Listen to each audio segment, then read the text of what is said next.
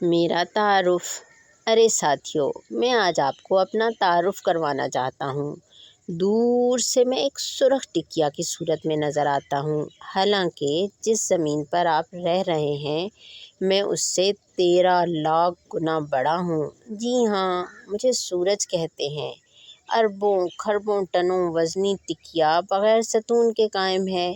میری گرمی سے پھل پکتے ہیں، سردی میں میری دھوپ بہت اچھی لگتی ہے۔ میں مسلسل دن رات حرکت میں ہوں۔ اللہ تعالیٰ نے میرے لیے جو راہ مقرر کر دی ہے، ہزاروں سال سے بالکل اسی طریقے پر چل رہا ہوں۔ میرے ایک جگہ سے دوسری جگہ جانے سے کبھی دن بنتا ہے اور کبھی رات۔ ساری زمین کا نظام روشنی اور حرارت کے ذریعے سے چل رہا ہے۔ وہ ذات جس نے مجھے بنایا وہ مجھ سے بہت بڑا ہے کہ میں تو اس کی بس ایک چھوٹی سی مخلوق ہوں۔ اس کا بنایا ہوا ایک فرشتہ اتنا بڑا ہے کہ اس کا سایہ زمین و آسمان سے زیادہ ہے۔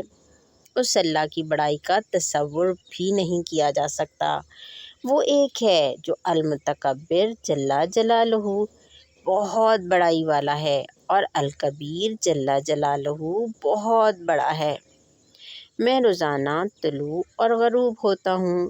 یہ پیغام ہے کہ مجھے روزانہ زوال آتا ہے۔ انسان تو میرے سامنے کچھ بھی نہیں، اسے بھی ایک دن زوال آئے گا۔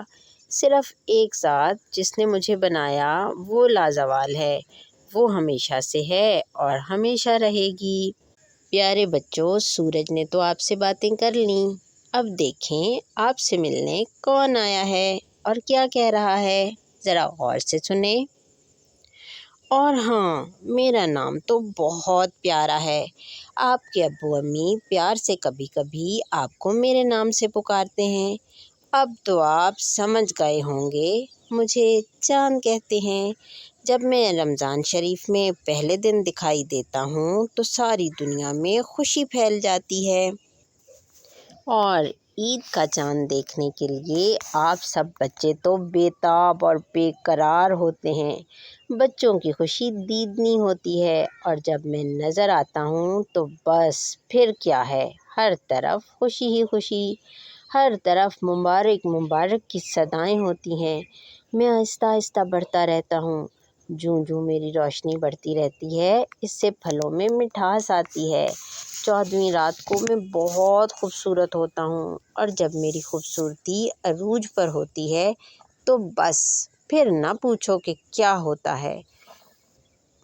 14ویں رات کے بعد مجھے زوال لگنا شروع ہو جاتا ہے اور میں گھٹنا شروع ہو جاتا ہوں، یہاں تک کہ درخت کی ایک پرانی ٹہنی کی طرح ہو جاتا ہوں۔ میری طاقت نہیں کہ سورج سے ٹکرا جاؤں اور سورج مجھے چھو سکے۔ جس نے مجھے بنایا اس نے میرے لیے راستے مقرر کر دیے ہیں۔ ہزاروں سال سے اسی راستے پر چل رہا ہوں۔ برسوں پہلے بعض لوگوں نے مجھے خدا مان لیا تھا، حالانکہ جو چیز غروب ہو جائے اور جسے زوال آئے وہ کیوں کر خدا ہو سکتا ہے؟ اور آخر خدا کون ہے؟ بتائیے، وہ کون ہے؟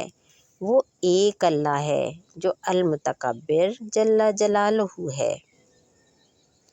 بچوں، آپ نے چاند سے ملاقات کی، اب دیکھیے اب آپ سے کون ملنے آیا ہے۔ اور میں تو اپنا تعارف کروانے کے لیے بے قرار ہوں۔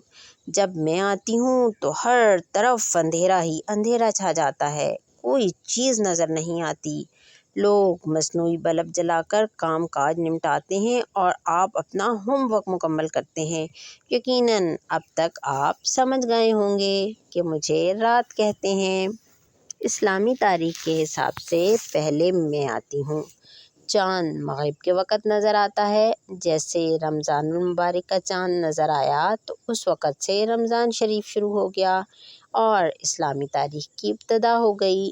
رمضان المبارک کے جو فضائل ہیں وہ سب شروع ہو گئے۔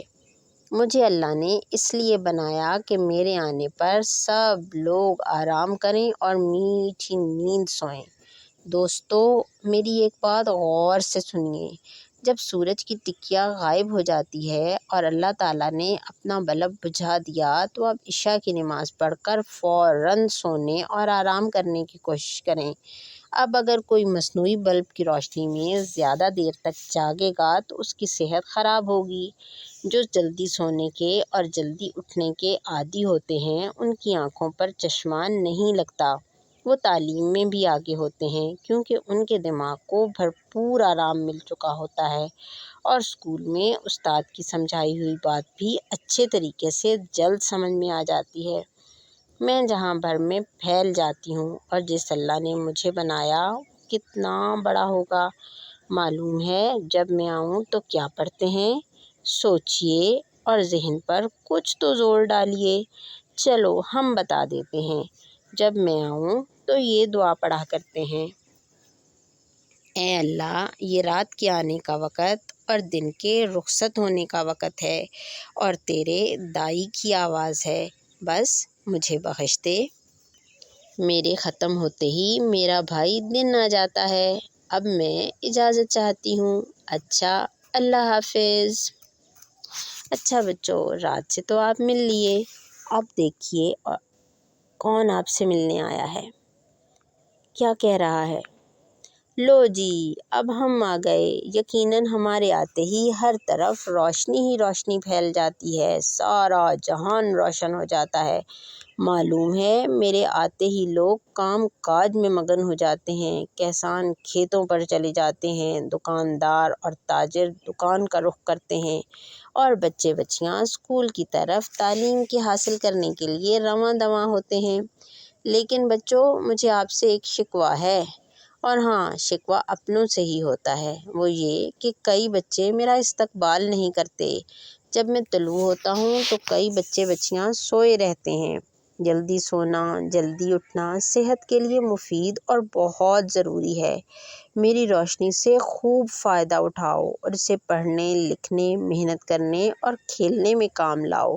میں چلا جاؤں تو مت کھیلو۔ اچھا دوستو، ایک بات تو بتائیے، میں جہان کو روشن کرتا ہوں اور سورج کے ذریعے سے اللہ تعالیٰ نے مجھے یہ طاقت بخشی ہے، تو بتائیے وہ اللہ کتنا بڑا ہوگا جو رات کا سخت اندھیرا ختم کر کے مجھے لاتا ہے۔ تو سب کہہ دیجئے اللہ اکبر، اللہ سب سے بڑا ہے۔ دن کے بعد دیکھیں کون آپ سے ملنے آیا ہے۔ ہائے، میں تو کب سے انتظار میں تھا کہ دن بھائی نے بہت اللہ کی بڑائی بیان کی۔ میرا دل بھی بے قرار تھا، میں بھی چاہتا تھا کہ میں بھی اللہ تعالیٰ کی بڑائی کے لیے میٹھے میٹھے بول بولوں۔ میں اپنا تعارف نہیں کرواؤں گا بلکہ اپنے بوجھنے کے لیے صرف نشانیاں بتاؤں گا۔ بوجھو تو جانے، پہیلی والا کھیل ہے۔ میں وہ ہوں کہ جب اللہ تعالیٰ نے زمین کو پانی پر بچھایا تو وہ ڈول رہی تھی۔ جیسے ایک پانی سے بھری بالٹی میں کوئی برتن ڈالیں تو وہ کیسے ڈولے گا، اس طرح زمین پانی پر ڈول رہی تھی۔ تو اللہ تعالیٰ نے زمین کو ڈولنے سے بچانے کے لیے مجھے بنایا۔ اف، آپ لوگ کتنے تیز ہیں، فوراً آپ نے کہہ دیا پہاڑ۔ ماشاء اللہ، بہت ذہین ہیں بھئی آپ لوگ۔ جی ہاں، مجھے زمین کے لیے کیل بھی کہا۔ ابرہہ کی فوج تباہ و برباد ہو گئی، خود ابرہہ کا جسم بھی ٹکڑے ٹکڑے ہو گیا۔ ابرہہ کے ہاتھی محمود کے 2 ہاتھیوان یہیں مکہ مکرمہ میں رہ گئے، مگر اس طرح کہ دونوں اندھے اور اپاہج ہو گئے۔ یہ سزا اللہ تعالیٰ نے انہیں دنیا میں ہی دے دی۔ اللہ تعالیٰ نے اپنے گھر کی حفاظت کر کے دکھائی جو ہر ایک پر غالب ہے۔ حمزہ اور حذیفہ ٹکٹکی باندھے بڑے غور سے سن رہے تھے۔ دادا جان، یہ واقعہ قرآن کریم میں آیا ہے؟ جی بیٹا، آپ نے سورہ فیل پڑھی ہے نا؟ جی جی، دونوں نے بیک وقت کہا۔ یہ واقعہ سورہ فیل میں بیان کیا گیا ہے۔ اللہ تعالیٰ کی بڑائی پر مشتمل کہانی سن کر دونوں اللہ اکبر کہتے ہوئے اپنے بستروں کی طرف بڑھ گئے۔